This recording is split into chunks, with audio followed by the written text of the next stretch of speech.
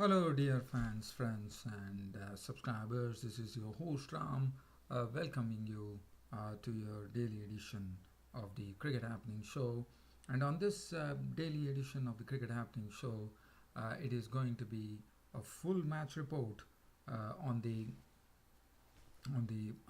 4 days play here at Eden Gardens in Kolkata, where India have already won the series. So India actually in the three-match series getting the second consecutive win under their belt and closing the series. In fact, they have already won the series now. They've taken a 2-0 winning lead in the series.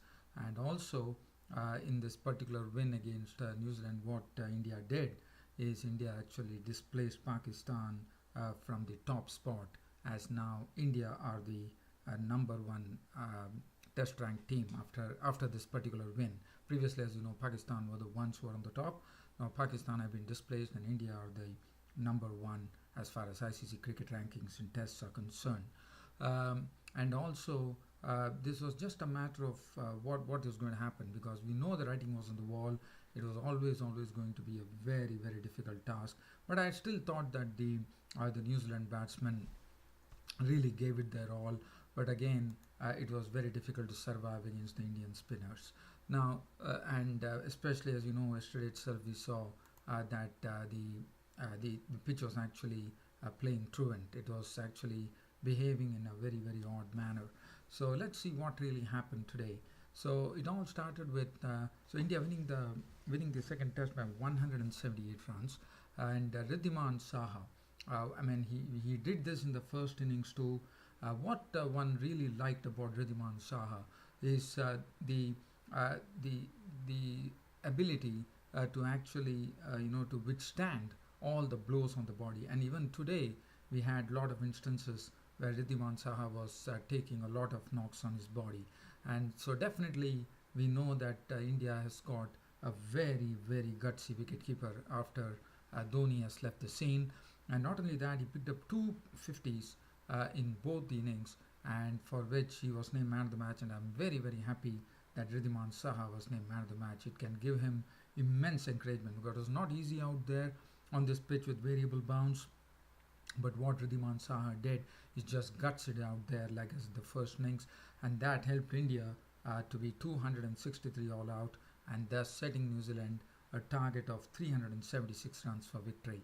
Jadeja was not out. Jadeja was out for six to the bowling of Santner. Bhuvneshwar caught a fender bender from the bowling of Wagner, and he was got by Cott Nichols for 23, with two fours and one six, and Mohammad Shami, the last man out, caught Latham bowled. But India extended the lead further, so they were all out for 263, leaving Riddhiman Saha not out on 58 with six well hit boundaries, and thus India gave a target of 376 runs to New Zealand to go and win the match. So let's have the bowling. Well, it was Trent bowled 3 for 38, 3 for 59, Henry, 1 for 45 for Wagner, and Santner 3 for 60. Now let's have a look at the New Zealand card. For the first time, we saw that the New Zealand openers got a good start, a decent start, one could say. As you know, every time one has seen that Martin Guptill is an early goner, but today it was not to be. It is the first time that in this particular series, Martin Guptill weathered the pace attack. As I said, he has always been good against pace, and that's what he showed as Bhuvneshwar Kumar and Mohammad Shami were dealt it in a nice manner, where we saw some door defense coming in from Tom Latham at the other end, and Martin Guptill also playing well. And they had gone to lunch at 55 for no loss in the chase of 376 runs, and which was pretty refreshing for New Zealand, in my opinion. But after lunch, things started happening for India. First, it was Martin Guptill, who was really beaten by the dip that Ashwin was getting on the ball, and he was the first victim to go. LBW bowled Ashwin for 24 with three boundaries. So wicket number one, and immediately on the resumption of after lunch in the there was a wicket to fall. India got the breakthrough as Guptill was gone for 24. After that, we saw Tom Latham. Tom Latham really played very well. In fact, he probably changed his technique a bit to play against the spin, where there was a sort of a change of technique when he was actually playing, which was good to see. And that was a technique which was working very, very well against the Indian spinners. And also, he was really dispatching any loose balls that were bowled to him, but also making sure that he was smothering the turn.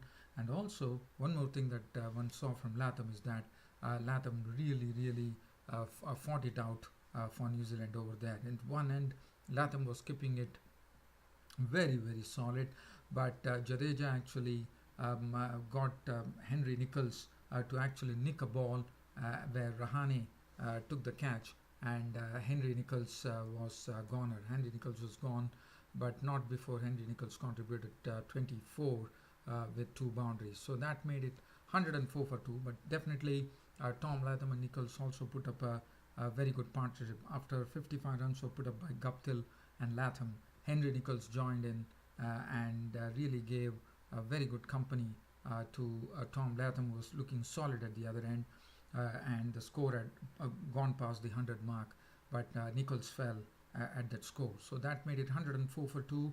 After that, as I said, Ashwin was once again getting into that element, and this was one. Martin Guptill got a ball which he dipped, and Ross Taylor probably was thinking that the ball might turn, but by the time you could really realize it, it was all over. Taylor was LBW to the captain, the captain of New Zealand.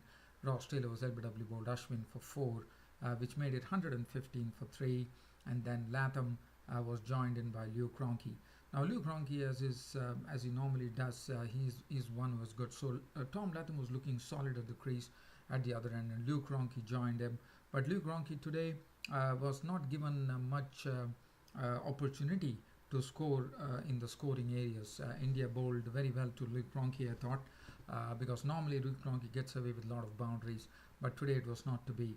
But after that, when this partnership had reached 141, Latham, after playing so solidly for his 74 and keeping the spinners Ashwin and Jadeja at bay, after making 74 with 8 fours, was a goner, as he nicked one ball which actually turned from Ashwin, Saha actually taking the catch behind the sticks. He was gone for 74, but as I thought, it was a very good knock. It will give him, even though New Zealand have lost this particular test match, Latham would be much encouraged when he goes into the third test match, that is the final test match. After that, it was pretty quick work by the Indian bowlers. We saw Santner being dismissed. Now there was Mohammad Shami coming in and getting Mitchell Santner LBW for 9 with 2 boundaries. Watling, it was a very nice ball. In fact, the previous ball, Watling was actually beaten, but the very next delivery, BJ Watling was seeing that a beautiful ball which actually pitched in and really held its line, went on to have the off-stump cartwheeling of Watling, and Shami was the bowler. He was gone for 1, and finally we saw Ronke realizing that he's the only one now to do something about it, was gone, as well as Jadeja actually got him clean bowled for 32 with 4 fours. Once Ronke went, India knew that the match was in their bag. So 175 for 7 when Lew Cronky departed. And after that, we saw Matt Henry being consumed. I mean, there was a bit of some resistance, one could say, but Jeetan Patel, who scored the high score, couldn't do much. He lost his stumps to Bhuvaneshwar Kumar for 2. And we saw Matt Henry defy the Indian bowlers a bit, just to delay the inevitable, one could say, as Matt Henry was claimed by Jadeja for 18 with 2 boundaries, and Trent Bolt was the last man to be dismissed with the score on 197. Trent Bolt was a victim of Mohammad Shami as well, which left Neil Wagner not out on 5, and New Zealand, in the chase of 376, were bowled out for 197, thus India registering a 178 runs victory in the second test match to actually win the series. In fact, they have already won the series now. They've taken a 2-0 lead in the 3-match series, so it's only 1 match left where probably the New Zealand have to go and see whether they can salvage something. But looking at the way that Indians are bowling, and this time, and let's have a look at the bowling figures before I come into those things. Bhuvaneshwar Kumar, 12 overs, 4 minutes, 1 for 28, had a good match. Mohammad Shami definitely showing a great control, 18.1 overs, 5 minutes, 46 runs and 3 wickets. Ashwin, 31 overs, 6 minutes, 82 runs and 3 wickets, coming into zone in the second innings. Jadeja, 20 overs, 3 minutes, 3 for 41. And Ridhiman Saha, as I said, he gushed it out in the centre right in the first innings and the second innings, and was very rightly named man of the match. And was very happy to see that whichever match adjudicators named Ridhiman Saha the man of the match really deserves kudos, even though there were a lot of other efforts that were there. But I thought Ridhiman Saha was the one who actually got the Indian innings.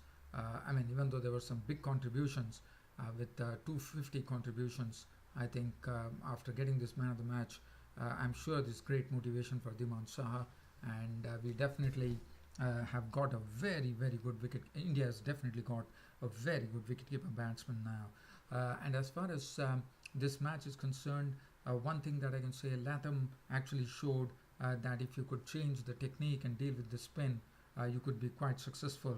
And I'm sure Latham will be looking out for the third test, because he knows that a test awaits him, and he will see to. And I'm sure we are going to see Latham play in the same manner, because that particular effort has proved successful. And probably, not only probably, and Latham might also share this with all his New Zealand colleagues, and we might see that other players also adopt the same Latham approach to see how far they can go. And as far as this particular match was concerned, every time we have seen the first test was dominated by spinners, but this was an absolutely different pitch altogether, especially considering in India that this was a relay track at the Eden Gardens in Kolkata. I thought the pitch definitely had something in for everybody. The ball was when the ball had its shine. Basically, the new ball, the ball did all sorts of tricks. There was some unevenness too, but one thing that I could say is that the new ball bowlers were getting their bit on both the sides when the cherry was new. But after that, we also saw once the ball became old, it was much easier to play the strokes, a bit of reverse swing, and the spinners also coming to the equation later. So I thought it had a very good blend, even though if one could probably discount the fact that definitely it had a bit of unevenness, some variable bounce too. So other than that, I thought it was a very good pitch, and I thought New Zealand once again have to really do something as to see how they can combat, because this was not only a spinning track, it also had the pace bowlers. I thought Matt Henry definitely coming in and doing a wonderful job in both the matches. He actually rocked India's top order with 6 wickets in the whole match. So that was good to see. And other than that, Virat Kohli getting into some sort of form after struggling for quite a long time. That was good to see, because it was refreshing for India.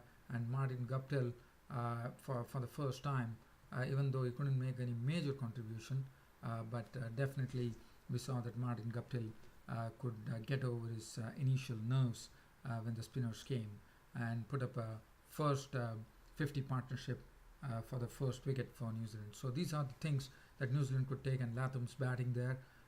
Well, other than that, dear fans and subscribers, I think it's about time for me to say goodbye on this cricket show, and hope you all loved this cricket broadcast of mine, with more to come tomorrow on my next cricket broadcast. Till such time that happens, this is your host Ram bidding good night.